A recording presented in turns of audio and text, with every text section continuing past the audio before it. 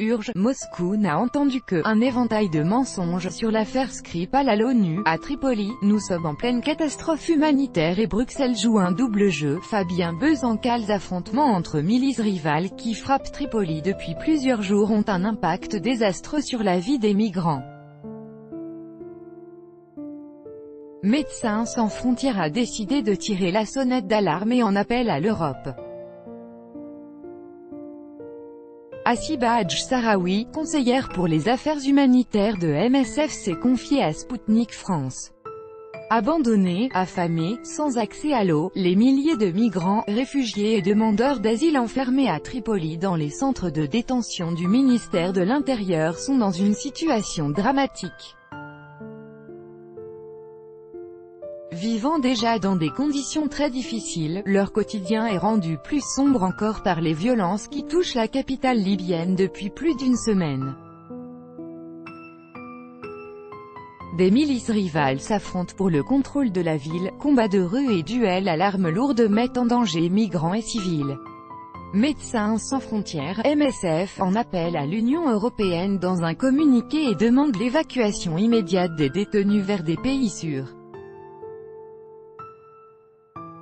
Hasiba Hadj-Sahraoui, conseillère pour les affaires humanitaires de l'ONG, demande aux gouvernements européens d'accueillir sans délai les demandeurs d'asile. Elle s'est longuement entretenue avec Sputnik France sur le quotidien de ces populations démunies. Sputnik France, quel impact ont les combats sur la vie des migrants détenus dans les centres de rétention libyens? Hasiba Hadj-Sahraoui, certains établissements sont proches des combats et beaucoup de leurs occupants se retrouvent pris entre deux feux. Ils sont parfois abandonnés par leurs gardes et laissés sans eau ni nourriture. Nous parlons aussi d'enfants, de vieillards, de femmes enceintes. Après notre intervention et celle d'autres d'ONG, un certain nombre de détenus ont été déplacés vers d'autres centres.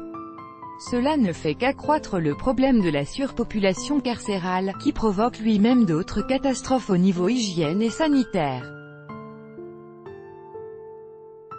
Énormément de maladies circulent, l'accès à l'eau potable est très limité.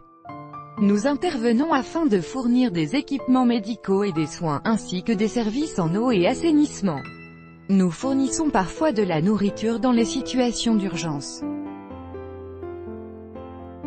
Mais ce n'est pas suffisant et souvent il est déjà trop tard. Sputnik France, combien de migrants sont-ils détenus à Tripoli? Hasiba Hadj-Sahraoui, il est très difficile d'obtenir des données précises mais le chiffre de 8 à 9 000 personnes circule. Il faut rappeler qu'il n'existe aucun système d'enregistrement fiable des détenus. Des personnes entrent et sortent, y compris en payant des pots de vin aux gardes. Il est donc très difficile d'évaluer précisément leur nombre. Nous savons en revanche qu'en 2018, les gardes-côtes libyens ont intercepté près de 20 000 personnes qui ont été ramenées vers ces centres de détention. Sputnik France, quel type de population occupe ces centres? D'où viennent-ils? Toute personne arrêtée se trouvant sans autorisation sur le territoire libyen est conduite dans ce type de centre. C'est très arbitraire. On se retrouve dans la situation absurde où les personnes qui ont le plus besoin d'une protection internationale, notamment les demandeurs d'asile venant d'Érythrée ou de Somalie, se retrouvent être ceux qui sont détenus le plus longtemps. Environ la moitié de la population enfermée à Tripoli provient de pays d'Afrique de l'Est en conflit comme les deux précités ou le Soudan et l'Éthiopie. Il y a aussi des Africains de l'Ouest, qui viennent notamment du Mali ou du Cameroun, eux aussi touchés par la violence. Certains sont également originaires d'Afrique du Nord, comme les Égyptiens. Sputnik France, combien de temps reste-t-il dans ces centres? Hasiba Hadj-Sahraoui, sachant qu'il n'existe aucune autre perspective de libération que le fait d'être rapatrié dans le pays d'origine, cela peut durer longtemps, de plusieurs mois à plusieurs années. Le pire est pour ceux qui sont détenus par des réseaux criminels. Nous avons des témoignages de personnes ayant été retenues 4 ans dans des camps de trafiquants d'êtres humains. En ce moment, on assiste à une accélération des retours, avec notamment l'Organisation internationale pour les migrations qui a mis sur pied davantage de vols pour assurer les rapatriements dits « volontaires » des personnes vers leur pays d'origine. Mais quand on vous laisse le choix entre rester dans un centre de détention et repartir d'où vous êtes venu, difficile de parler de « choix volontaire ». Le plus problématique concerne les personnes qui proviennent de pays en conflit et qui n'ont que très peu de possibilités de retourner chez elles.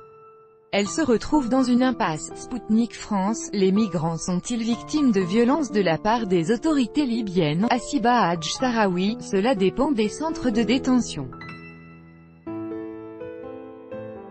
Beaucoup des personnes auxquelles on a affaire ont fait l'expérience de la violence. Elle peut provenir aussi bien des gardiens des centres que des trafiquants ou de la rue. Quand vous êtes noir en Libye, il est très difficile de pouvoir circuler librement et en sécurité sans vous faire harceler et extorquer. Beaucoup de nos patients ont subi des tortures afin de leur soutirer plus d'argent, à eux ou à leur famille. Nous constatons beaucoup de marques de sévices et de mutilations lors de nos consultations. De nombreux migrants ont également subi de graves traumatismes psychologiques. Sputnik France, plusieurs cas de véritables marchés aux esclaves ont été rapportés en Libye.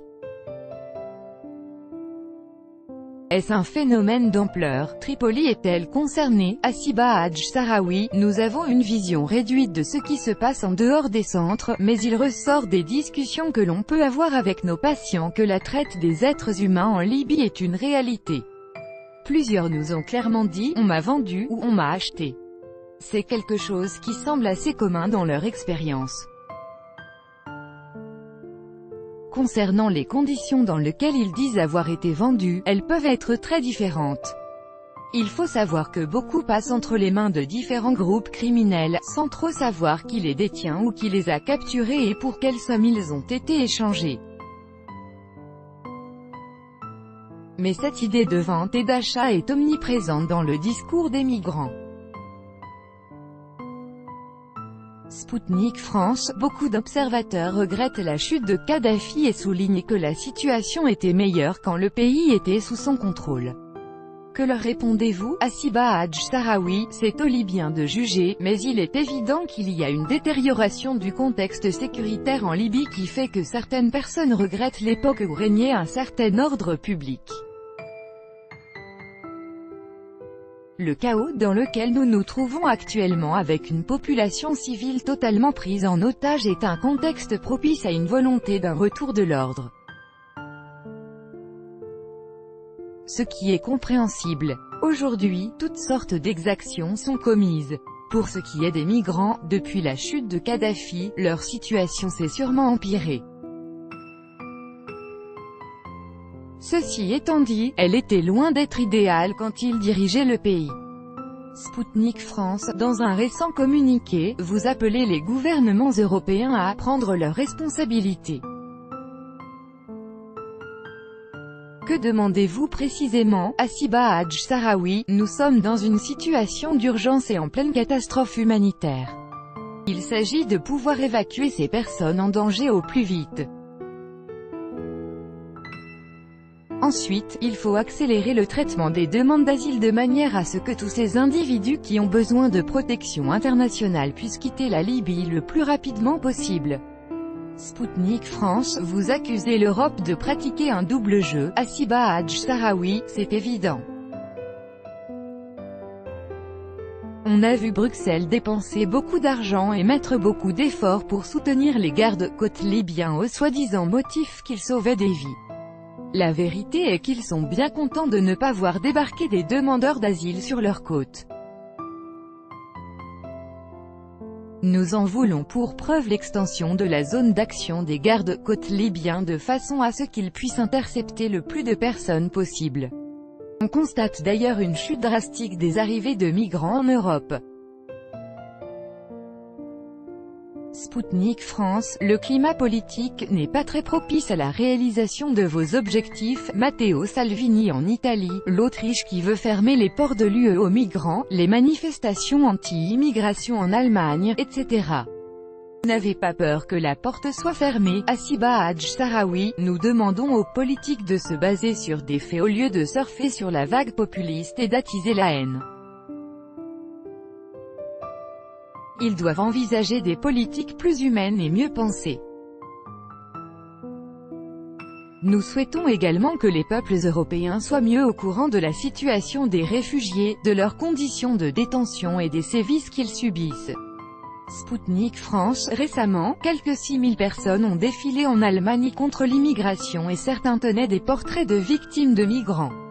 Ces victimes sont bien réelles. Que répondez-vous à ceux qui assurent, statistiques en main, que l'Europe est confrontée à une montée des violences perpétrées par les demandeurs d'asile? Assiba Hadj Sahraoui, je pense qu'il est très générique de parler de montée des violences. Quand on regarde la situation de plus près, le profil des auteurs, les motivations, etc., nous n'arrivons pas à cette conclusion.